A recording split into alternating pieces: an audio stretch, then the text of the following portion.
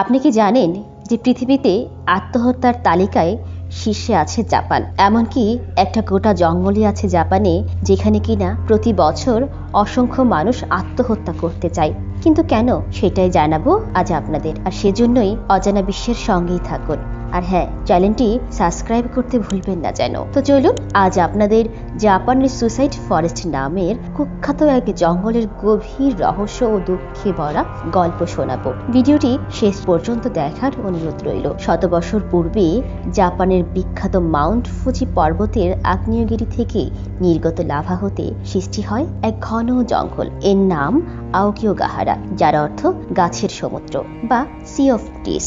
কারণ উপর থেকে দেখতে এই জঙ্গলটিকে ঘন সবুজে ঘেরা বিশাল সমুদ্রের মতো দেখতে লাগে। এই জঙ্গল এত ঘন যে ভেতরে সূর্যের আলো তেমন প্রবেশ করতে পারে না। সুসাইড ফরেস্ট বা আওকিগাহারাতে প্রতি বছর অসংখ্য মানুষ আসে আত্মহত্যা করার জন্য। প্রাকৃতিক সৌন্দর্যের জন্য যতটা না বিখ্যাত, তার চেয়েও বেশি আত্মহত্যার জন্য বিখ্যাত এই জঙ্গল। এই জঙ্গলের পরিবেশটা এতটাই ভুতুড়ে আর গা ছমছমে যে কোনো সুস্থ স্বাভাবিক মানুষও মানসিকভাবে অসুস্থ হয়ে পড়বে। একটা ভয়াবহ বিষয় হলো এই বন প্রায় সম্পূর্ণ নীরব। জঙ্গলটির শত শত বছর আগে ফুজি পর্বতের লাভা থেকে তৈরি হওয়া এর মাটি এমন যা চারপাশের শব্দ শোষণ করে, সৃষ্টি করে এক অস্বাভাবিক নিস্তব্ধতা। এমনকি পাখি আর প্রাণীও এই বন থেকে দূরে থাকে, রেখে যায় শুধু পাতা পড়ার মৃদু শব্দ।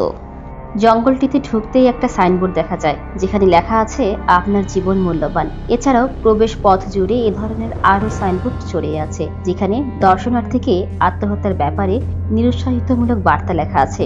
যেখানে লেখা বার্তাগুলো তাদের প্রিয়জনের কথা ভাবতে, এমনকি সাহায্য চাওয়ার কথাও বলা আছে।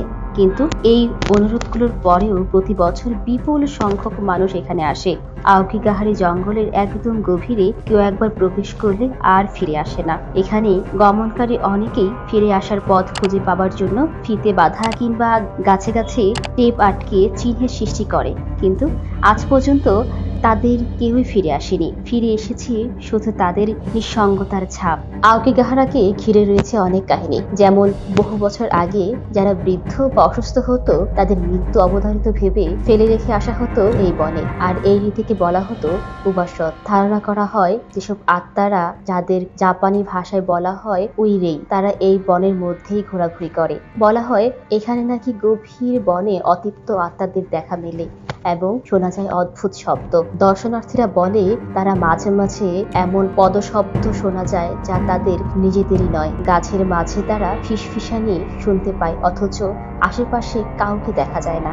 এইখানকার মাটিতে উচ্চমাত্রায় লোহার উপস্থিতি থাকার কারণে কোনো কম্পাস চলে না। কম্পাসের কাঁটাগুলো অস্থিরভাবে নড়তে থাকে, আর মোবাইল ফোনের কোনো নেটওয়ার্কও পাওয়া যায় না এই গভীর বন জঙ্গলে।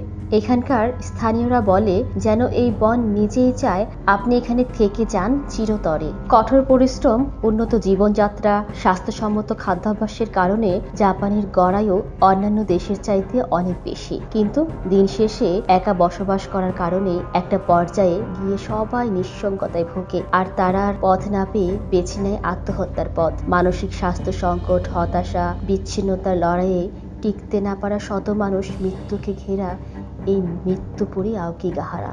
ধন্যবাদ সবাইকে আবারও। আশা করি আমাদের সাথেই থাকবেন। আবার কথা হবে অন্য কোনো দিন অন্য কোনো গল্প নিয়ে। সে পর্যন্ত ভালো থাকবেন। আল্লাহ হাফেজ।